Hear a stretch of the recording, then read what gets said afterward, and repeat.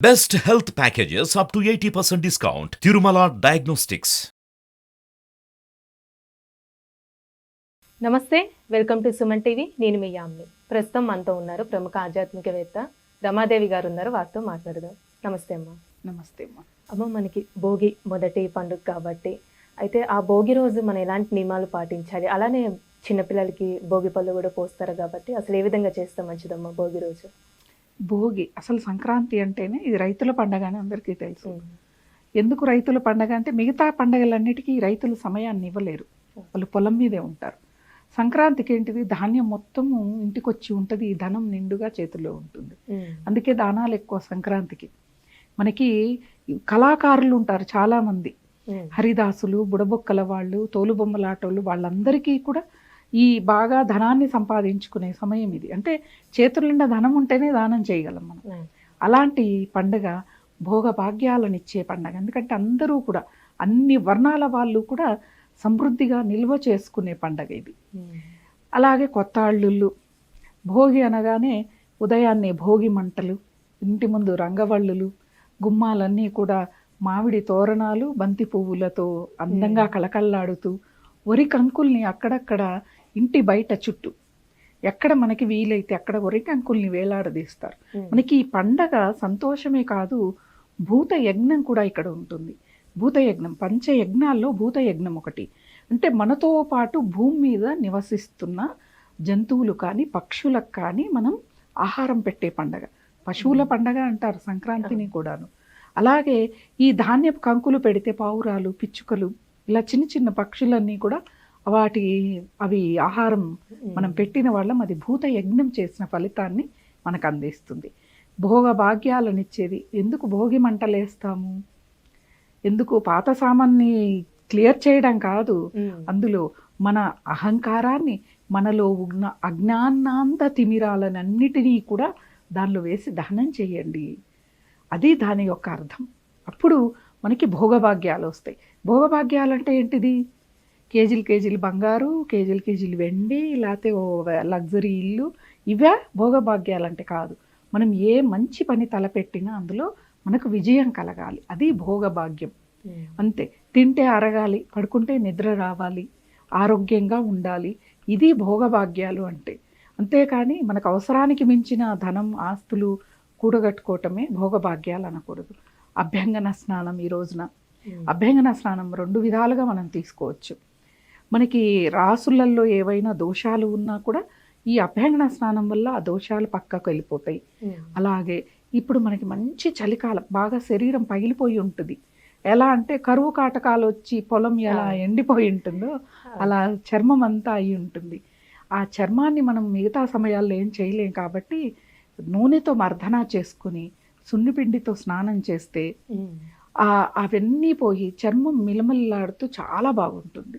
అంటే మన ఋషులు ఈ అభ్యంగన స్నానాలు, ఈ పండుగలు, ఈ ప్రసాదాలు, పిండి వంటలు అన్నీ కూడా మన ఆరోగ్యానికి రిలేట్ అయ్యి ఉంటాయి.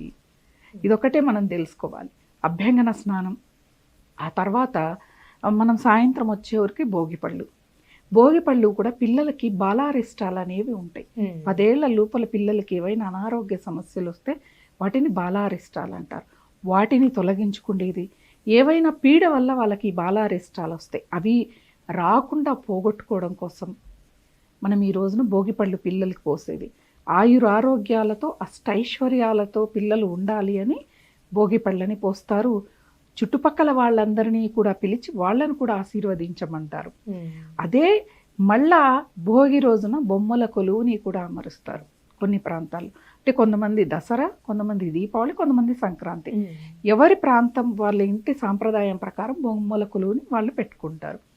ఆ బొమ్మల కొలువును పెట్టి పిల్లలకి భోగిపళ్ళు పోస్తే వచ్చిన వాళ్ళంతా పిల్లల్ని ఆశీర్వదించి వాళ్ళు పెట్టిన బొమ్మల కొలువులో ఏమేం బొమ్మలు పెట్టారు, ఎలాంటి సాంప్రదాయం ఉంది, ఎలాంటి భగవత్ లీలలు ఉన్నాయి, ఇవన్నీ కూడా అంటే తిరిగి స్మరించుకోవడం.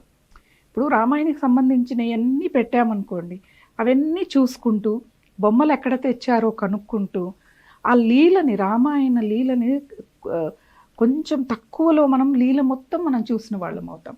అలాగే భాగవతం, భారతం, ఇలాంటివన్నీ కూడా మనం బొమ్మల కొలువుగా ఏర్పరచుకొని ముత్తైదువులకి తాంబూలాలు ఇచ్చి ఆ రోజు భోగిని ముగించుకుంటాం. ఇవన్నీ కూడా చూడండి, మనం మిగతా రోజుల్లో చుట్టుపక్కల వాళ్ళతో మాట్లాడే సందర్భం సమయం తక్కువగా ఉంటుంది. ఈ పండగ సందర్భం అని చెప్పి మనం అందరినీ అందరూ పిలిస్తే కలుస్తారు కలుస్తారు. అంటే కలుపుకుపోయే తనం కూడా మనకి కనిపిస్తుంది. ఒక్క పండగ మనకి ఎన్నిటినీ తెలియజేస్తుంది అంటే అన్నీ తెలియజేస్తుంది. నువ్వులతో చేసిన వంటలు, ఈ రోజున పిండి వంటలు చేయని, ఇంట్లో ఆహార పదార్థాలు ఏవైనా చేయని, నువ్వులతో చేసినాయి. ఎవరి ప్రాంతంలో వాళ్ళు ఏమేం చేసుకుంటారో వాటిల్లో ఖచ్చితంగా ఈరోజు నువ్వుల్ని తీసుకుంటారు ఆహార పదార్థాల్లో. కొత్త బియ్యంతో పొంగళ్ళు పల్లెటూళ్ళల్లోనే. అసలు సంక్రాంతి అంటే పల్లెలు పట్టణాలు అవుతాయి, పల్లెలు రాజులు అవుతాయి సంక్రాంతి పండగకి మాత్రమే. మన హైదరాబాద్ మొత్తం ఖాళీగా ఉంటుంది, వెళ్ళిపోతారు అందరూ కూడా. అరగంట పట్టేది 10 నిమిషాల్లో వెళ్ళిపోతాం హైదరాబాద్లో. అంటే అందరూ కూడా ఊళ్ళల్లో, ఎందుకంటే మనం పశువుల్ని ఆరాధిస్తాం. ఆటపాటలతో పొలమంతా ఖాళీగా ఉంటుంది, సెలయేళ్ళు, నీళ్లు బాగా ఉంటాయి.